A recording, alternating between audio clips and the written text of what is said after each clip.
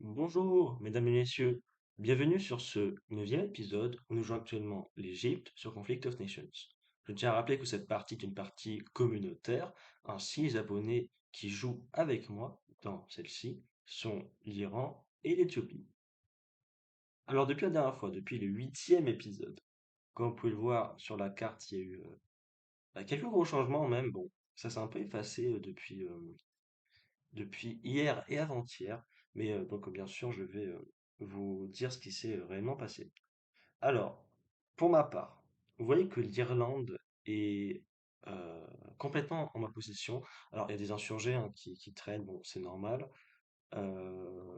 Mes infanteries s'en sortent bien, donc je n'ai pas à m'inquiéter. Un moral qui va bientôt atteindre les 30%, donc normalement, on doit être bien niveau moral, hein, on ne doit pas avoir de gros problèmes. Ouais, 62%, ok, bon.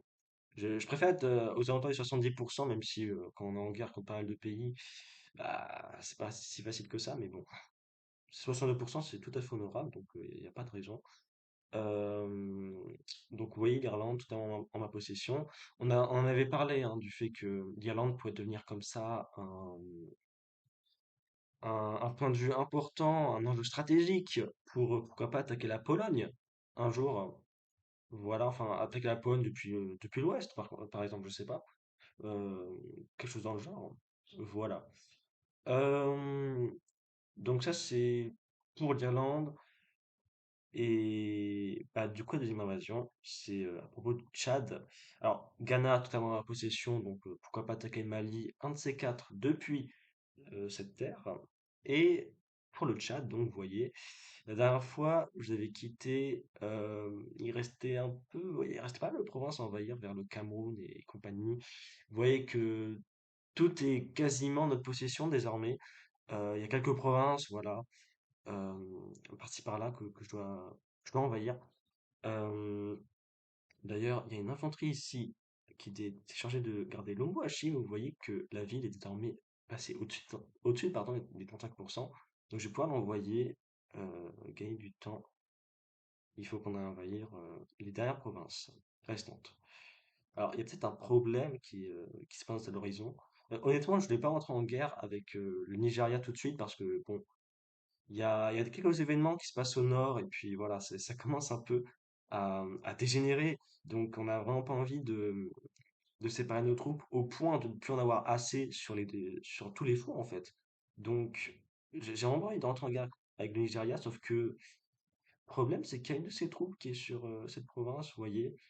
Et bah, si vous êtes un peu expérimenté, vous savez que si jamais une de vos troupes, que ce soit une infanterie, un blindé, enfin, une troupe terrestre, hein, si jamais une de vos troupes, donc ici, va au centre de la province, donc autrement dit, va au même endroit que ces troupes du Nigeria, eh bien, ça va automatiquement déclarer la guerre. Pourquoi? Parce qu'en fait, le Nigeria, en ce moment, c'est un bot. Alors, certes, c'est un pays qui était avant joué par un joueur, sauf que celui-ci se trouvait inactif. Donc, il y a un bot qui, forcément, a pris le contrôle euh, du pays un peu pour remplacer le joueur. Et bon, je suppose que ça a été fait comme ça dans le jeu pour qu'il y ait toujours un peu d'action. C'est vrai que si jamais tout le monde était inactif, sauf vous, dans une partie, ça devient très vite lassant. Voilà. C'est sûr que ça peut toujours offrir de l'action supplémentaire. Ça, je peux pas démentir. Euh, et donc le problème, c'est que si, par exemple, je vais envoyer une infanterie sur cette province et prendre la province, en fait, bah, ça déclare la guerre automatiquement au Nigeria. Et bah, à ce moment-là, il va falloir que je surveille le tout. Et puis bon, c'est un peu emmerdant, si je puis dire, si je puis dire ce terme, parce que bah, c'est pas rien quand même comme territoire. Et puis il doit y avoir quand même pas mal de troupes dans les parages. Et éliminer le tout avec seulement ces lance-roquettes-là, bon, lance-roquettes multiples, ça risque de prendre un peu de temps. Voilà. Donc au pire des cas, je peux peut-être laisser euh, les provinces que je ne peux pas prendre, je peux les laisser pour le moment et je sais pas si ça a vraiment des conséquences dramatiques sur le moral, si c'est que quelques provinces qu'on laisse comme ça, qu'on ne prend pas alors qu'on est en guerre avec le pays concerné. Je pense pas honnêtement, mais bon, j'ai un peu peur quand même des possibles conséquences justement. Bref. Donc voilà, peut-être ce petit problème, je veux dire petit pour le moment, qui, euh, qui occure pour le moment avec le Nigeria. Donc à voir comment la partie va évoluer. Et si jamais j'ai une seule occasion pour aller pas au Nigeria, vite fait bien fait, je la prendrai. Voilà. Pour Mozambique, c'était déjà terminé. Donc pour mes actuelles invasions, bah, j'ai tout dit. Voilà. Pour ce qui est de l'Éthiopie, ils ont encore un peu avancé au Mozambique. Alors, il y a quelques provinces à aller attraper, à aller prendre par-ci par-là. Euh, le Mozambique, je sais moi si. Non, ils n'ont pas de ville. Ils ont plus de ville, je crois, le Mozambique. Ouais, zéro ville. 24 points de victoire. Donc, autrement dit, 24 provinces à aller récupérer. Il y a peut-être des troupes qui se cachent par-ci par-là. Bon, l'Éthiopie a quand même l'arsenal nécessaire, je pense. Donc, normalement, ce ne sera pas un problème. Voilà. Et comme vous le savez, pour l'Éthiopie, il n'y a pas d'autre front, donc il n'y a pas grand-chose à dire. Alors, ils ont quand même, apparemment, ouh, ils ont commencé à construire des SAM.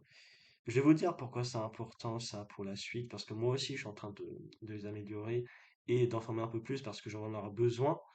Et je pense que vous savez déjà pourquoi, hein, ça paraît assez évident d'après ce que je vous montre actuellement. Mais on va en parler dans quelques minutes. Euh, Pour ce qui est, alors j'ai parlé de moi, de l'Éthiopie, ben, il reste la Russie et l'Iran. Alors l'Iran, c'est un peu le... Ouh, ah ouais. En fait, je découvre vraiment en même temps que vous, et très franchement, j'aime bien. Bref. Euh, alors, pour ce qui est... Je pense que l'Iran, c'est le plus juteux, donc on va le garder pour la fin. Pour ce qui est de la Russie. Alors, la Russie, apparemment, la Suède aurait déclaré la guerre à la Russie il y a quelques jours. OK, hein, c'est tout à fait possible. Alors c'est vrai que dans ma tête, la Suède, ils étaient juste inactifs, mais enfin, parce qu'ils envahissaient la Norvège d'une façon tellement lente, on était pas loin d'envahir, pour leur part, une province par jour. Donc c'est ridicule, bien évidemment. Donc dans ma tête, ils étaient inactifs. Après, on peut aller voir les pertes, hein, voir si c'est digne d'un joueur actif, hein, par exemple, même si ce serait catastrophique pour la Suède. Bon, dans tous les cas, c'est catastrophique pour la Suède parce qu'ils ont bah, quasiment tout perdu désormais. Euh, alors non, je vais dans le mauvais menu. Donc, on va dans les actualités, on va voir amis ennemis. Alors, on cherche la Russie contre la Suède. Voilà. Oh, 14 000 pertes pour la Suède, 5 000 pour la Russie. Ouais, je pense que la Suède était active, mais très franchement, comme la Suède avait pas envahi grand-chose, leur économie devait pas être terrible, donc leur armée non plus. La Russie n'a pas eu non plus grand mal à aller les terrasser, je présume. Voilà. Alors, on remarque quand même une artillerie ici. Euh, Ou bien c'est l'artillerie tractée de départ, ou bien c'est par exemple des lance-roquettes multiples. Dans ce cas, la Suède aurait vraiment fait un effort pour son armée. Donc, ce qui justifierait le fait qu'ils soient actifs, du moins qu'ils aient été actifs. Euh, je pense à l'artillerie tractée, hein. Ouais, je pense, hein. J'avais pas vu les bâtiments de la Suède, enfin, j'avais pas fait attention, donc je peux pas vous le dire. Et la Russie a tout détruit, donc c'est facile pas la tâche. Bon. Bon, la Suède, voilà, vous voyez, ils ont été totalement anéantis. Reste quelques provinces, comme un peu pour l'Éthiopie et le Mozambique, il reste quelques provinces à aller envahir par-ci par-là. Faudra penser à aller chercher les îles, mais ouais, ça prendra pas longtemps normalement pour la Russie. Ils ont plus que 35 points de victoire, la Suède, hein, donc ouais, non, clairement, la Suède qui a pas fait long feu. Donc pour la Russie, c'est un peu leur seul front. Ouh. Et ouais, ça rapporte des troupes, hein. Ok. Alors, du côté de l'Est, la Russie, il n'y a rien, je crois. Ah, quand même, il y a... Ils ont fait une base navale à Vladivostok, d'accord. Ok, ils sont pas non plus inactifs du côté de l'Est. C'est bien, je pense, parce que euh, avec le nouveau contexte qui est arrivé il y a quelques jours, donc on va en parler tout de suite après, je pense qu'avoir une petite défense comme ça à l'Est, c'est pas inutile. Ok. Ok, on va aller voir maintenant l'Iran, donc le plus juteux. Vous allez comprendre pourquoi. Alors, il y a quelques jours, on a Cuba qui a spawn en fait, hein, vraiment, qui est venu vraiment de nulle part. On a Cuba qui est venu d'abord à Istanbul. Donc, à la base, c'est la Turquie, mais l'Iran avait envahi depuis le début de la partie, en fait, hein, avait envahi Istanbul et quelques provinces qui appartiennent à la base à la Hongrie, à la Bulgarie, pardon, je confonds toujours les deux, désolé, à la Bulgarie. Euh, alors, bizarrement, ils sont pas allés chercher les autres provinces, bon, ok. Et puis, tout de suite après, donc, les troupes qui étaient concernées, c'était un tank niveau 5 et trois infanteries niveau 5. Et j'ai tout de suite vu ces nouvelles troupes, enfin, bah, nouvelles troupes dans le sens, on les avait pas vues avant. Elles ont tout de suite débarqué sur l'autre partie de l'ancienne Turquie, donc dans cette province. Ils sont un peu descendus, comme ça, par-ci par-là, jusqu'à Adana. Puis c'est quand même allé loin, hein, ça allait jusqu'à Mossoul. Et derrière les troupes de Cuba, on avait quoi? On avait les troupes de la Pologne, qui non seulement débarquaient par ces provinces, donc que Cuba a prises, mais également par Samsun, vous voyez, qui est encore sous, sous occupation polonaise. Et donc la Pologne avait envahi cette province, cette province, cette province, bref. Et en fait, les deux ont déclaré la guerre à l'Iran de cette façon. Et bah, je suppose que leur objectif, c'était de traverser un peu tous les territoires de l'ouest de l'Iran pour arriver à l'Iran elle-même. Donc au final, atteindre ces patries villes. Alors bien évidemment, ça n'a pas marché. Enfin, l'Iran les a juste bombardés de missiles balistiques. Vous savez, hein, quand les troupes là de la Roumanie. Alors, il y a aussi la Roumanie, enfin, j'ai oublié des infos. Donc, il y a Cuba qui est venu, il y a la Pologne qui est venue, il y a la Roumanie aussi qui a fini par arriver encore derrière. Et en gros, ce qui s'est passé, dès que leurs troupes donc à la Roumanie, à la Pologne et à Cuba, dès que leurs troupes sont arrêtées, parce que, vous voyez, hein, par exemple, si je décide que cette troupe qui se trouve en ce moment à Mersa, ma troupe, elle aille ici, sur cette province, et ensuite ici, et je peux faire autant d'étapes que je veux, à un moment, quand je serai inactif, sûrement, la troupe finira par s'arrêter d'elle-même, parce que les ordres auront été respectés.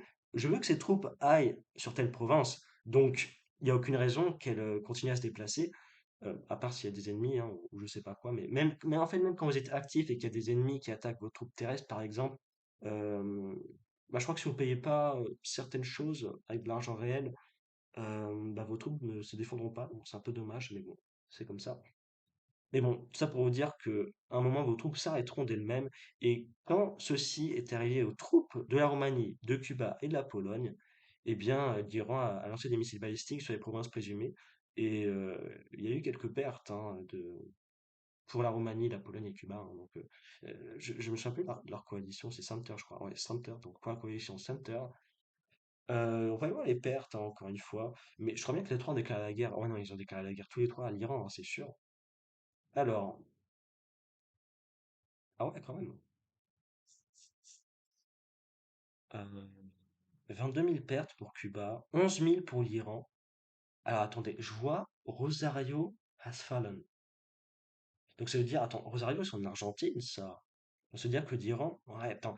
En fait, il y a plusieurs fronts qui sont créés ces derniers jours. Honnêtement, j'ai pas suivi grand-chose pour un peu découvrir en même temps que vous. Et je suis vraiment surpris pour le coup. Ok, on va aller voir ça après. Alors, il y avait aussi quoi? Il y avait donc il y a Cuba, il y a la Roumanie, Romania. Ah, il y a plus grand-chose, d'accord. Bon. Jour précédent dans ce cas.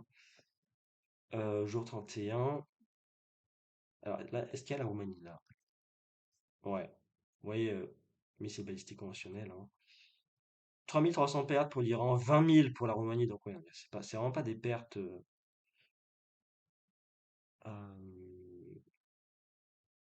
Apparemment, elle a été condamnée. Ah, c'est sûr, avec les missiles qu'elle a utilisés. Bon, en Roumanie, vous voyez 20 000 pertes. Et puis la Pologne, je sais pas trop. On va aller voir là aussi. 18 000 pertes, hein. Donc, en fait, le Cuba, la Pologne et la Roumanie, ils ont vraiment subi de grosses pertes pour le coup. Et celui qui a le mieux résisté entre les trois, contre l'Iran, c'est Cuba. Voilà. Donc voilà ce qui s'est passé, hein, dans les précédents jours. Et vous voyez que l'Iran a vraiment réuni toute son armée. Et ils ont réuni toute leur armée. ils ont rapatrié leurs troupes, en fait, hein, clairement. Et bien sûr qu'ils ont bien fait, hein, je pense, bien évidemment. Voilà. Euh, et je tiens à dire que pour ce qui est de la Pologne et,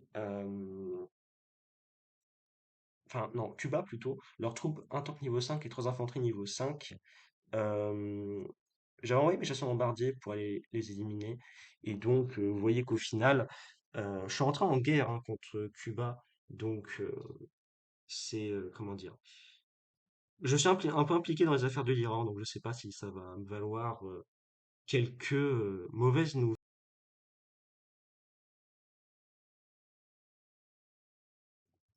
Voilà.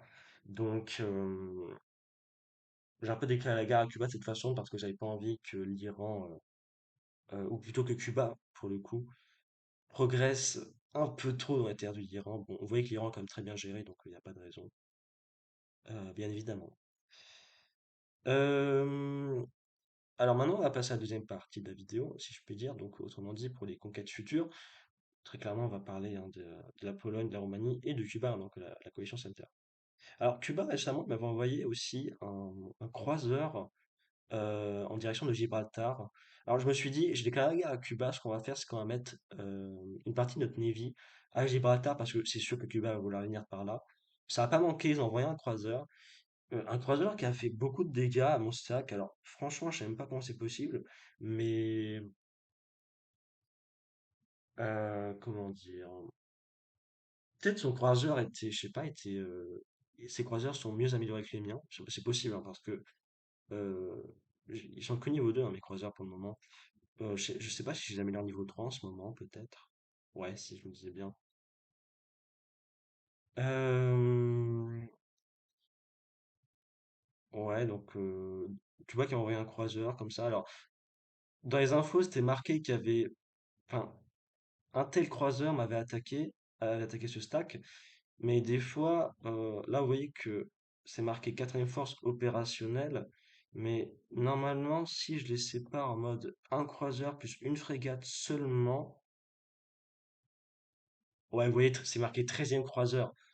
C'est, vous voyez, treizième croiseur, alors qu'il y a quand même une frégate qui est dans le stack. Alors, en fait, c'est marqué treizième croiseur, mais il n'y a pas qu'un seul croiseur là-dedans. Je veux dire, il y a un croiseur plus une frégate. Donc, peut-être au final, il m'avait attaqué avec un mini-stack comme ça. C'est plus probable, je pense. Donc, ouais, je pense que c'est plutôt ça qui s'est passé. Ok. Bon. Alors, on a eu l'Iran qui est allé à Rosario carrément. Ah ouais. Oh. Ah oui, je m'en souviens. En fait, c'est hier, j'avais vu l'Iran qui avait envahi une très grosse partie des invasions de Cuba en Argentine. Ils avaient envahi plein de provinces. Et apparemment, leurs troupes sont en train de partir. D'accord. Ouais, il n'a pas suivi beaucoup de pertes là-bas, apparemment, hein. Je reconnais les troupes à peu près. Ok, il amène son marin d'attaque. Vous voyez, Cubain qui récupère les territoires de l'Iran, c'est sûr qu'il ne faut pas qu'il laisse ça comme ça. Ok, donc ouais, Rosario, hein, c'est juste ici, hein, bien sûr, Argentine. J'avais raison, je m'y connais en géographie. Euh, ok, donc l'Iran qui rapatrie ses troupes pour aller où? Aller en Éthiopie, ok. Alors, il y a deux possibilités. Ou bien il les ramène là pour relancer une attaque plus tard sur les invasions de Cuba, ou bien il les ramène là bon, pour envahir un peu le Mozambique, la Namibie, ça m'étonnerait. Ah, mais après, il y a les terres de Cuba ici quand même. Ouais. Ouais, donc c'est peut-être pour ça aussi. Ou bien il les ramène là, peut-être pour ensuite, ce serait peut-être un point de relais, pour ensuite il les ramène euh, dans sa, dans- en Iran, en fait, tout simplement, donc dans son patrie pays, si je puis dire. Dans son pays d'origine, ok. Bon. Il y avait aussi, j'avais vu des trucs de Cuba qui étaient, ouais, euh, alors, qui ont débarqué à Nabita, apparemment, qui sont en train de progresser comme ça, d'accord. Euh, alors, le problème de l'Iran, ok, ils avaient des chasseurs bombardiers qui ont vraiment beaucoup servi pour le début de game, mais ils n'ont pas amélioré, donc c'est un peu dommage ça. L'infanterie niveau max qui est quand même bon. Là, vous voyez, 3 points de défense contre aérien, En vrai, voilà, même avec des chasseurs bombardiers niveau 1, ça va. Mais quand vous avez 10 infanteries, là, par contre, ça va plus trop. Donc, niveau max, hein, donc bon, au niveau 6 même, mais dans tous les cas, Cuba qui progresse un peu trop. Donc, l'Iran va s'en rendre compte et va attaquer cette unité, je présume. Voilà. Ah, et Cuba qui a aussi débarqué à Bangkok, à Miek, et puis bon, qui a pas gardé des troupes dans les villes, hein, sinon les insurgés ne seraient pas venus. Euh, en fait, ouais, Cuba qui débarque comme ça au Myanmar, invasion de l'Iran, mais pas aux Philippines ou en Australie, bon, c'est un peu étonnant quand même. Mais d'un autre côté, attendez, l'Iran, ils ont toujours leur capitale, on est d'accord, ils ont toujours leur QG. Ouais, ils ont des à Biargent carrément, ok. Donc, pourquoi dans ce cas, on a quelques-unes de leurs villes qui sont en train de fumer? Vous voyez? Brisbane, Sydney. Alors, moi, je penserais pourquoi pas à Cuba, qu'ils attaqueraient depuis la côte. Mais c'est peut-être aussi à cause de leur morale. Est-ce que l'Iran a un bon moral? C'est la question. Hmm. Je pense que c'est plutôt à cause du moral, parce que moins de 60%, bon, on commence à se rapprocher des 50 forcément, et là, ça commence à devenir sérieux, les problèmes de morale. Je pense que c'est plus un problème de morale, mais après, c'est quand même assez bas quand même, parce que la Nouvelle-Zélande, ça fait un petit moment qu'ils ont quand même envahi l'Iran. Bon, supposons que ça va être à cause du moral. Voilà. Alors, pour dire les termes, pour ce qui est des prochaines invasions, clairement, on va devoir se concentrer sur Cuba, sur la Pologne, sur la Roumanie. Si vous posez la question, oui, mais toi, personnellement, sur lequel des trois tu devrais te concentrer? Bah, franchement, Cuba, c'est loin.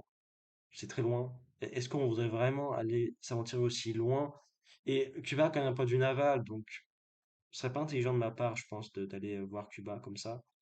Et euh, ouais, non, donc Cuba, c'est trop loin, je pense, pour qu'on puisse se rêver de s'offrir sa tête.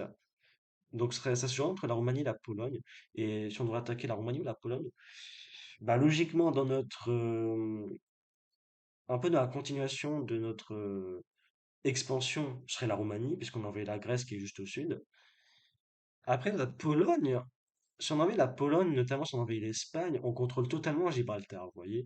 Cuba, s'ils veulent, par exemple, je sais pas si y a un aérodrome, un aéroport en Espagne, mais imaginons qu'il y en ait un, il peut tout à fait envoyer des troupes depuis Cuba, par exemple des infanteries depuis l'aérien, et au final, il y aura des troupes, je sais pas, il y a un aérodrome à Madrid, hop là, des infanteries qui se prennent à Madrid, et ça va aller voyager jusqu'à Zaragoza, ça va aller en Méditerranée, ah, ça va débarquer à Tunis, dans mes territoires, parce que j'ai pas de Navy, euh, enfin, j'ai pas de Navy suffisante en Méditerranée, du moins. Franchement, quand vous voyez ma Navy, elle est pas assez développée, mine de rien.